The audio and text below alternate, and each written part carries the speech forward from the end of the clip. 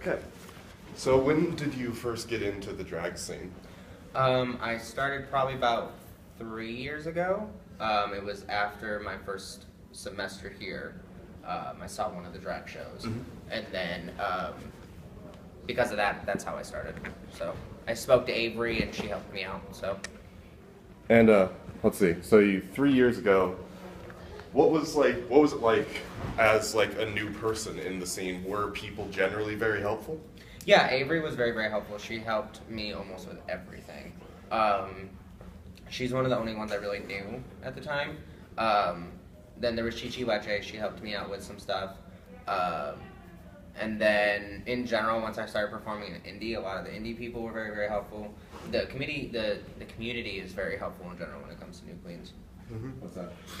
And we've talked about this before in Spectrum meetings, but you've mentioned it's a very expensive Yes. scene to be in. Yes. How much would you say you have spent on your various like outfits, makeups, everything? Thousands. Thousands. Yes, thousands. I could not give you a number.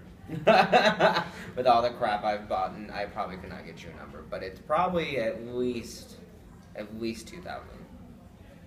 And do you find that that's worth it? Like that's a worthwhile investment for you? Yeah, because there's stuff that I can keep using. The only issue is that the makeup, eventually you run out and you have to buy more. But when it comes to your costumes, you can reuse them. You can sell them. You can, turn them into something else. A lot of the things is with your drag, once you're tired of using it, you can sell it, and there's other drag people that'll buy it. Granted, you won't get your full amount back, but you do get something back. So, and I'm spending the money to make money, so it's a pretty decent investment. And usually, now that I've made like my career kind of go up, the money I make from performing, I can use to buy new stuff. So I don't have to worry about using my own personal money too much. Usually after a show, I'll go and buy one outfit out of the money I made. So it's not like So constantly reinvesting. Yeah, so. And I obviously, like with our drag show we put on, there are awards, but is like the competition mostly for show, or is the scene that competitive, like in actuality? Well, there's pageants, there's the pageant scene, and then there's the club scene. The club scene is just performing in the bars and making money. And that in general is kind of competitive because there's so many people. So it's sometimes hard to get bookings. It's hard to get started. Once you get your name out there, it's a little bit easier. But it's hard to get it to where you can be performing 3-4 times a week. I perform in bars maybe once a month, just because I am still newer, but it's easier for me to do that. All I gotta do is send an email. When it comes to pageants, it's very, very competitive because, you're competing for a prize package. You're not just competing for the title. You a lot of times you win money at the end.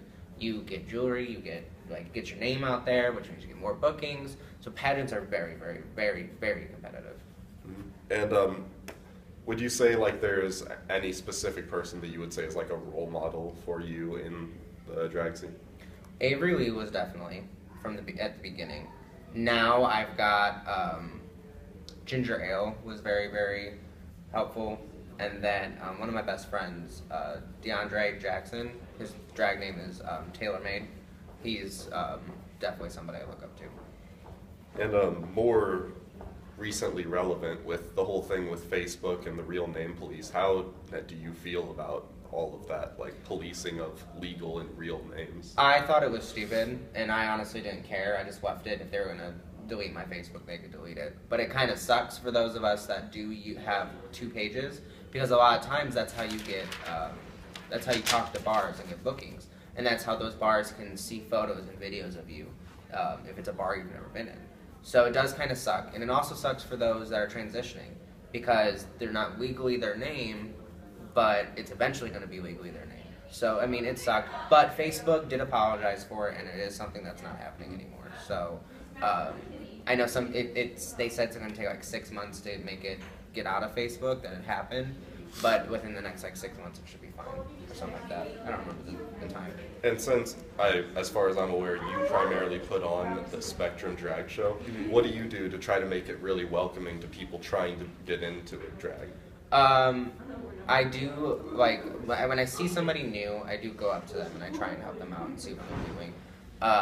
Granted, sometimes it's not the easiest because there is a lot of planning, but I try to help as much as possible with makeup and everything else. And then the day of the show, I help a lot. I'm going to end up helping a lot with makeup as well because I plan on being done. But when it comes to being like welcoming, like anybody is able to audition. Does not matter, what. I mean, there are certain criteria we do look for. But if someone needs help, like they're always welcome to ask me. So, but I mean, anybody can be in the show, and it's to the point now where we don't have just drag queens. We have male entertainers. We have real women doing drag, so faux queens. We've got drag kings. We've got so much stuff. So. And then just one final thing: what's your favorite part of doing drag? Like, what's the best part? The crowd. It's the fact that somebody comes up to you and remembers you.